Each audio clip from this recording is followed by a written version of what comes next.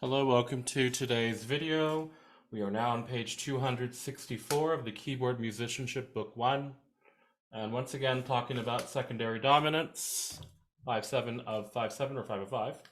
It says here that we're going to study pieces using the 5/7 of the 5/7. In any key, there is a way to figure out the dominant of the dominant. When the left hand finger 4 plays the second scale degree, it says here to mentally build a dominant 7 chord on the tone that you're playing with number 4. So if we have here in the key of C major, that's 1, that's tonic. That's dominant right there, tonic. And it says if we're playing a key with finger number 4 in root position, by the way, and with that note, we'll build a dominant chord, a dominant 7th chord, and that can be called the dominant of the dominant. So we can do that in any key if we wanted to. Let's say we did it in the key of D major. Okay, so we know the dominant of this one here, D major, is A. Finger number 4 is an E. The dominant of A is E major, or E7. And that's how we do it in any key. Okay, and then it says here, then rearrange the notes in the right hand to conform to the spelling of that chord, whichever, inversion that you feel comfortable with. Okay, let's take a look here at our music. It says here, practice the dominant 7 and other secondary dominants. It says study and play the following arrangements of folk songs which contain dominant of dominant chords and other secondary dominant chords. Analyze each chord with letter name, symbol, and Roman numeral. Just the way I like to do that kind of stuff. So let's go ahead and play through Flow Gently, Sweet Afton by Alexander Hume. All right, here we go. Let's take a look. 1, 2, 3. Start 1, 2.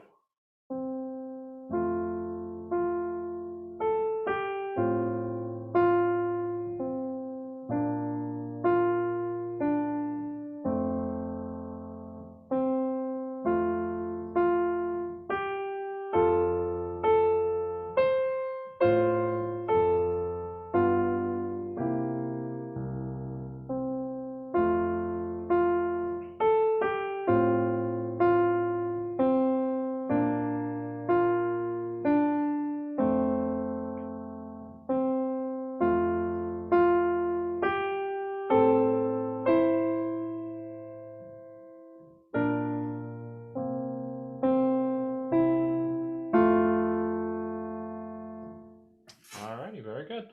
So Flow Gently, Sweet Afton. We are in the key of F major. Go ahead and identify F right down there. Let me bring it down so we can take a look as I'm doing this.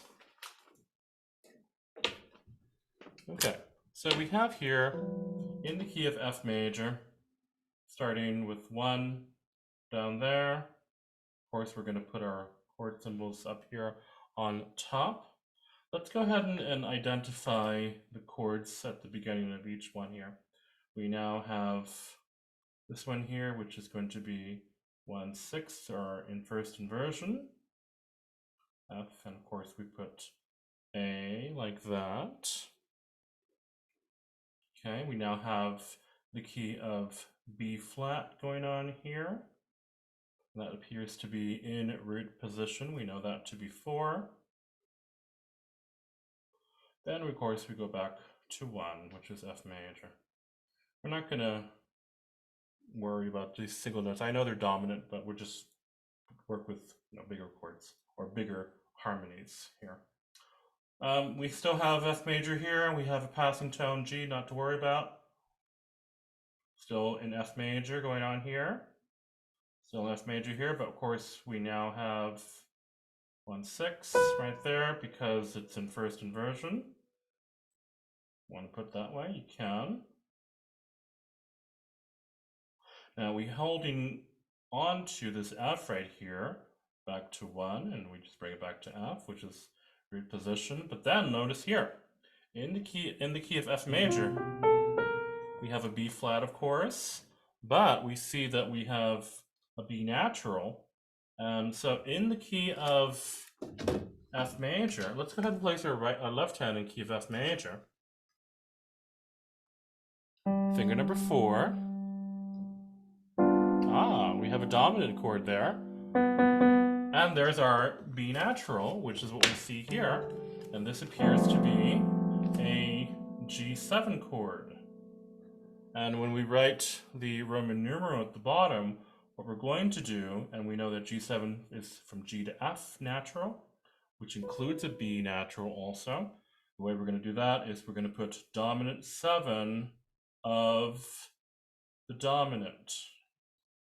Now, if you want, you can simply just put dominant like this, because we know that it is going to be dominant or dominant 7 either way.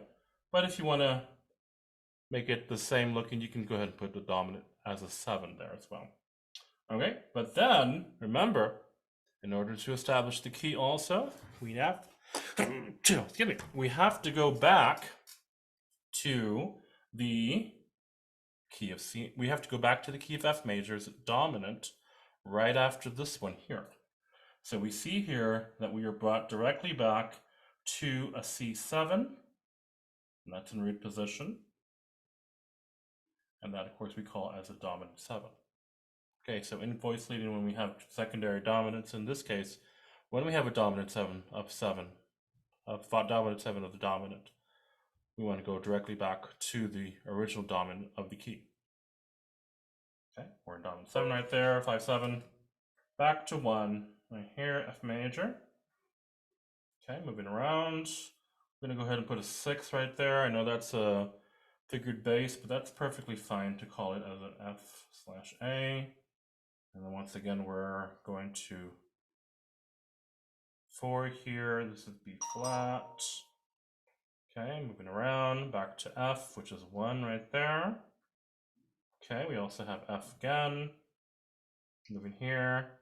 Now this one here, we have A, C, and an A. So this is kind of ambiguous. So let's go ahead and try this out to see what's going on there. So we see here that in the previous measure, we had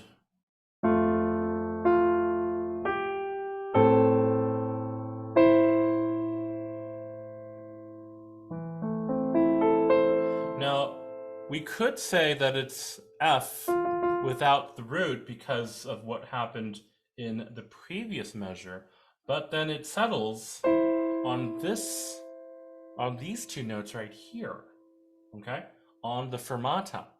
Now we had a passing tone from F to G to A, but then it settles here with the fermata. And so I'm going to go ahead and say that the A and the C were passing tones, or the A was a passing tone, or we can establish it as an A minor on beats 1 and 2. And so we're going to go ahead and say that's an A minor right there.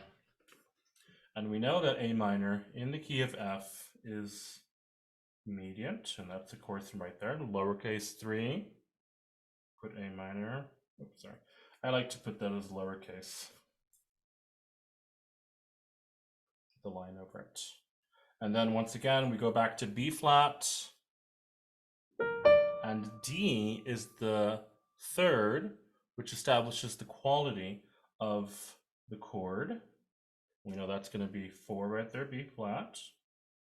And then, of course, we have dominant C7 here going on C and E. That's still part of the dominant, back to F as 1.